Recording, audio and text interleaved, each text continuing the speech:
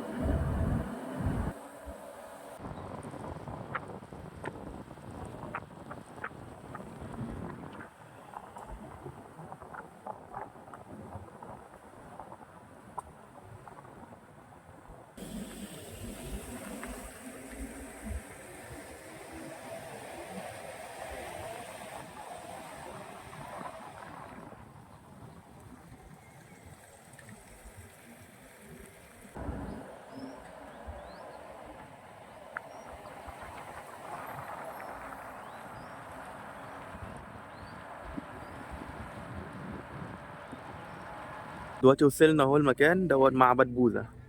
دي اليافطة بتاعته، وده هناك المعبد. تخيل.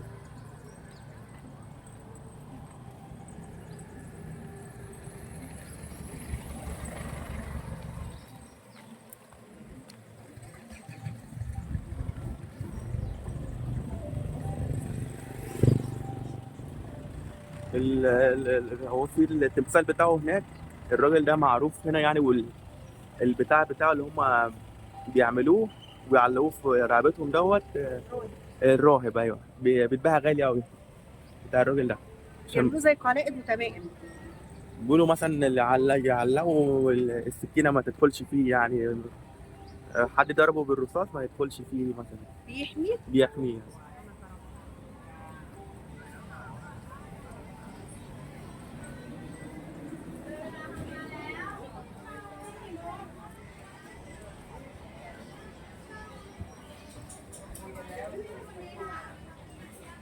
ده كده بيبقى سوق بقى، بيبيعوا حاجات اكلات. في كيك هنا اهو. الحاجات كلها معموله بالطريقه الشعبيه مش كده؟ لا، في الاكل ياباني وفي حاجات مختلفات. انا شايفه الحاجات الشعبيه هنا برضه. بشكل يعني فيها. ركز على حاجه، انت كده جاي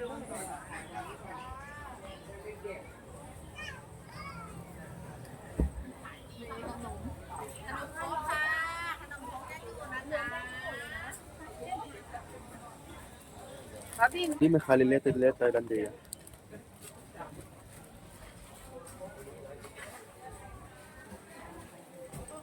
هو ده حلويات بتاع زمان. ده موز ده مش كده؟ لا مش موز. موز. حاجه زي كده. ده سوداني وده رز. ايوه ده رز. اللي موجود عليه دوت بنرش عليه ميه بطيخ.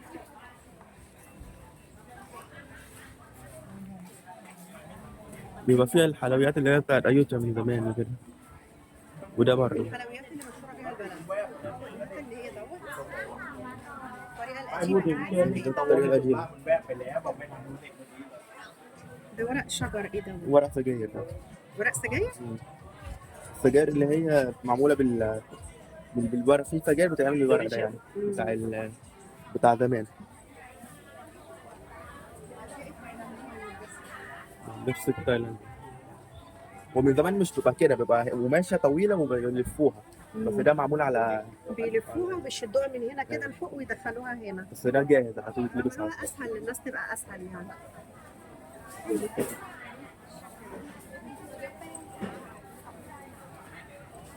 الطول.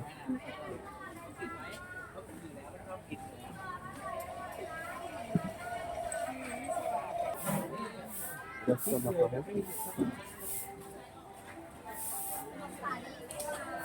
في ده السوسيس بتاع تايلاند. اسمه سايكو. هو مش سايكو، امال ايه؟ اسمه كانشيان. ده نوع مختلف عن السايكو. المخللات. ده مش زيتون، ده حاجة تانية. شكله زي الزيتون بالظبط. ده من زيتون. المخلل بتاعهم بيحطوا عليه سكر مش زي عندنا. كوكونات مشوية. ايوه، كرات مقطوعة تبقى غالية دي. يجيبوا الكوكونات ويحرقوها عشان تبقى مسكرة أكتر. ركز قوي. تتقوقع محمر.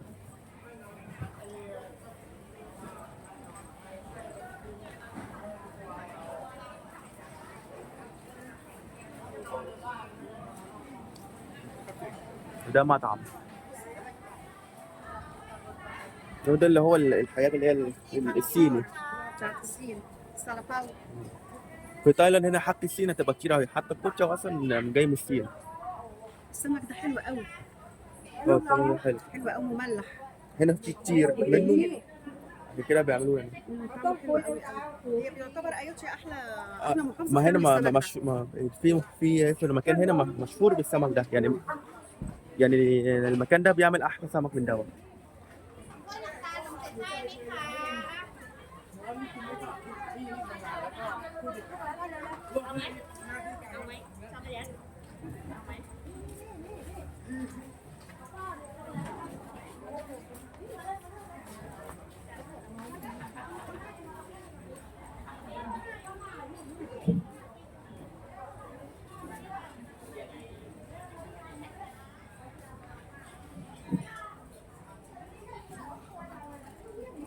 هنا العاصمة دي بيضربوا بيها الحرب من زمان.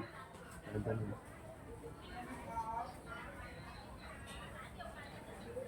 สวัสดีค่ะ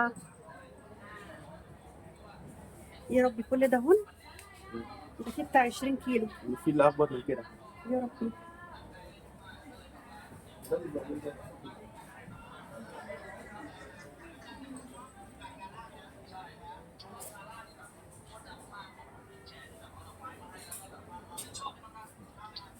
دي بتاعت الجيل. جيب. بيعملوا بيها الجيل المفروض. يحطوا الرز هنا ويقعدوا يعملوا كده. الجيل بينزل من هنا، بينزل مية وبعدين بيحطوها على الشمس تاني. يبقى بودرة. واو.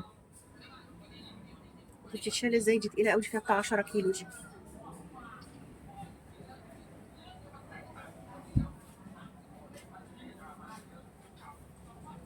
دي بيعملوا بيها بتاع اللي هما بياكلوه. صغننة قوي. زي البانة كده. البانة بتاعت تايلاند بس معمولة بالشغل.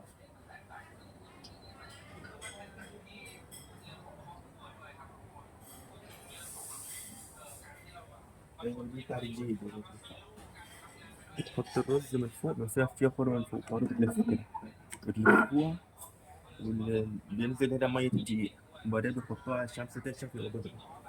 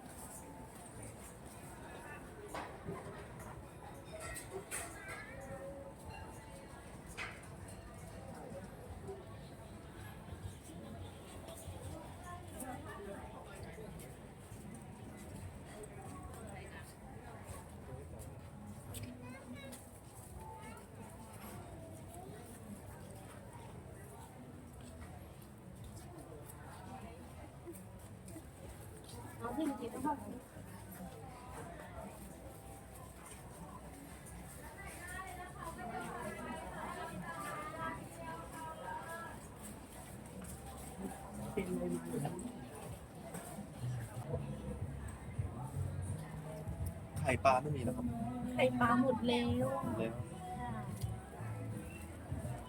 อันไหนอร่อยเอาเป็นปูแรก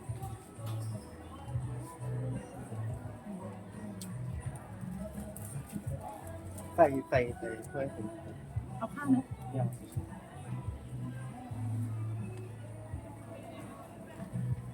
ده بيبقى جواه سمك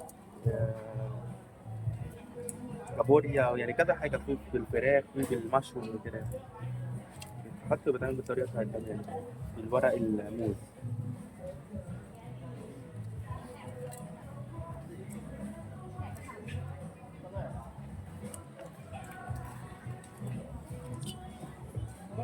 عشان أنا جبت بالكابوريا.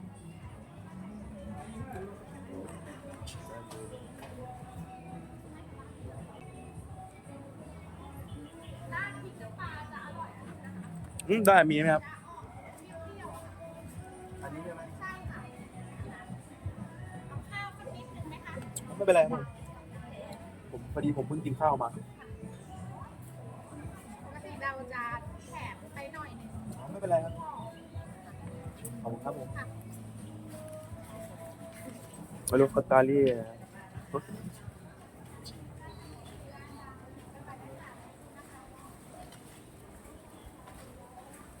حلو هو ده يعتبر ايه صيني ولا ده بطريقه تايلاندي. تايلانديه؟ طريقه تايلانديه.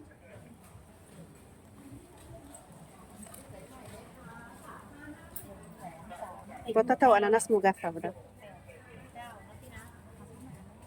ده معمول بالسكر سالقينه في السكر يعني اللي هي البطاطا والاناناس والحاجات ديت سلقنا في قلب السكر.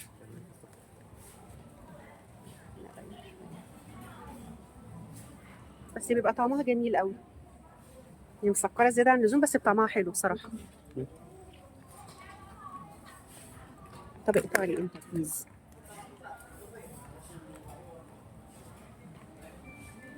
بسم الله الرحمن الرحيم. حلوه جميله. تدوقي يا ميرو؟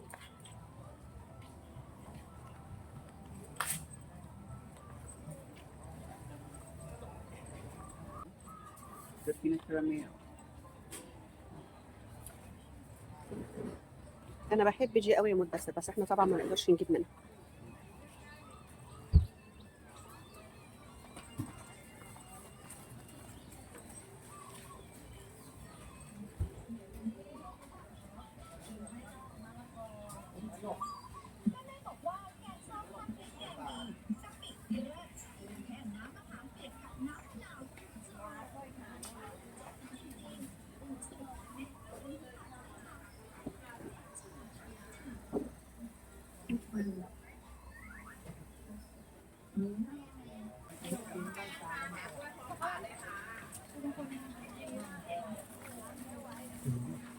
تعرف دي ايه؟ دي فواكه شيء دي لونها غامق قوي مش باينه في البتاع عامله زي الفحم الاسود. مع المسكتة عامله كانها زي الفحم الاسود مش باينه في الكاميرا. بيقولوا هنا ليه راس الحمار اسمه راس الجاموسة راس بس عادي صح شكلها. سبحانك ربي. شكلها كانها معموله تمثال. فواكه سبحان الله. بتطلع من شجر دي بتتاكل على بتتكسر وبتتاكل على طول. جواها فيها زي بندق مم.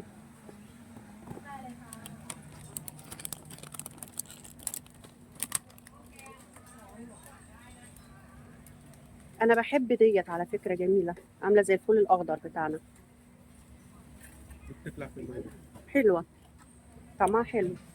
ليها ورد عباد الشمس. لا بتطلع في المية كده مم.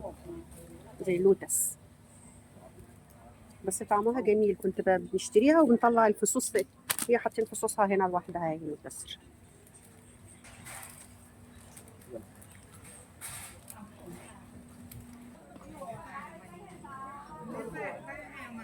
ده ورد مش ورد ورق بيتاكل ده كان بيبقى فيه الحاجات دي فيه بصل فيه جنزبيل جمبري مملح والصوص بتاعه والكونات تتفتح البتاع ديت اللي بتحطوا فيه كل حاجة من دوت تتاكل وفي ده اللي هو الجاهز.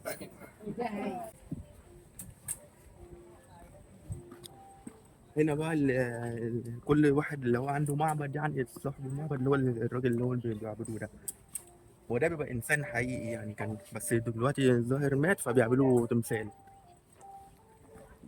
بيعملوا بقى، بيجيبوا الطينة وما اعرفش اللبس بتاعه وحاجات من القبر كده، بعد كده يعملوها اللي هو بتاع التمثال الصغير اللي بيعلقوه في رقبتهم ده. من زمان كانوا بيدوا ببلاش، يعني من كذا سنة اللي فاتت بيدوا ببلاش، بقى دلوقتي السعر بقى غالي. يعني كانوا بيعملوا التمائم بتاعته زمان ويفرقوها ببلاش على على الناس اللي هي على بتيجي الشعب تعبده، البوذي. أيوة، اللي بيجي يعبدوا في المعبد يعني. اهو. دلوقتي في ساعات بتاع معبد الواحد ب 100 مليون، بس النوع يعني من قديم أوي.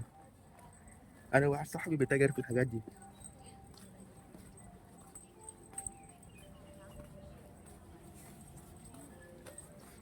بس بيبقى فيه تقليد كتير أوي عشان بيبقى غالي، فبيبقى عنده نضارة كده بيشوف بيها صاحبي بيتاجر فيهم يعني. يروح السوق مثلا يشوف ديت ويشوف كده، ديت ديت تقليد، ديت حقيقية، لو حقيقية بيشتريها، مثلا بيشتريها ب50 بات ممكن تتباع ب5000 كده، أو 20,000 30,000 لو من النوع اللي هي الغالي.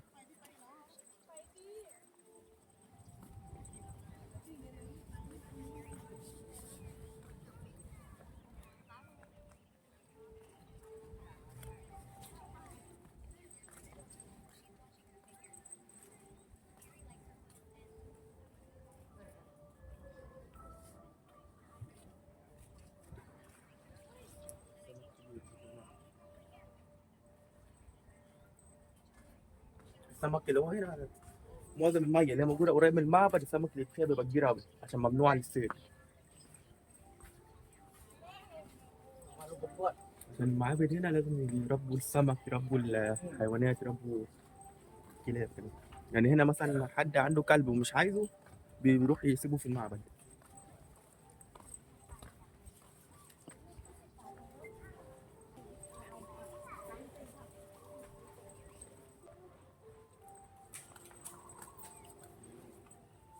بصوا بيحدفوا القروش.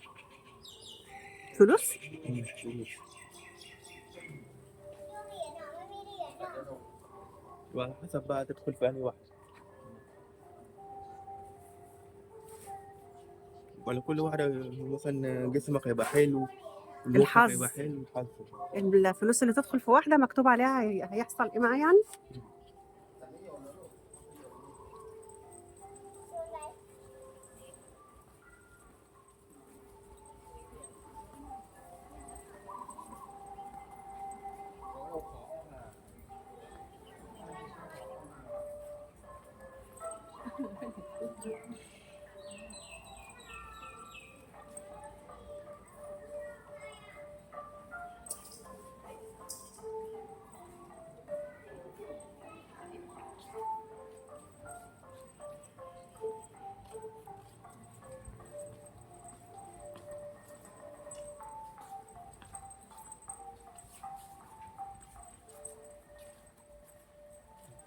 التمثال ده اللي هو اللون الذهبي ده ذهب، بندور عليه ذهب. يعني ده دهب حقيقي. هو دلوقتي بقى مش حقيقي، بقى ذهب اللي هو الذهب مش حقيقي يعني، ذهب مخلوق. بس من زمان طبعا مفيش الذهب المخلوق، بيلاقوا ذهب حقيقي.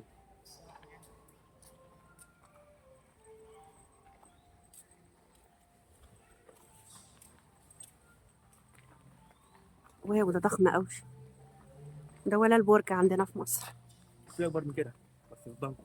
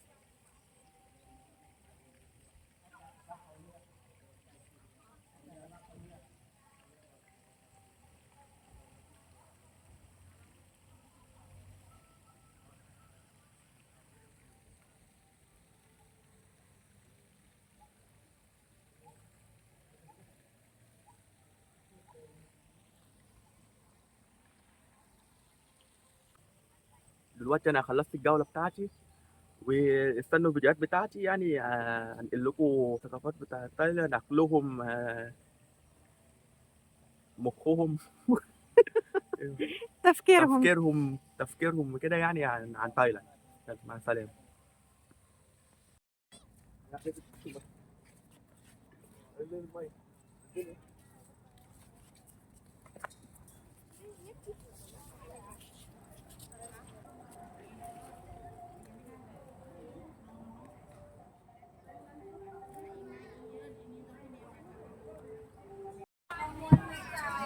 عايزه طريق افضل عليها.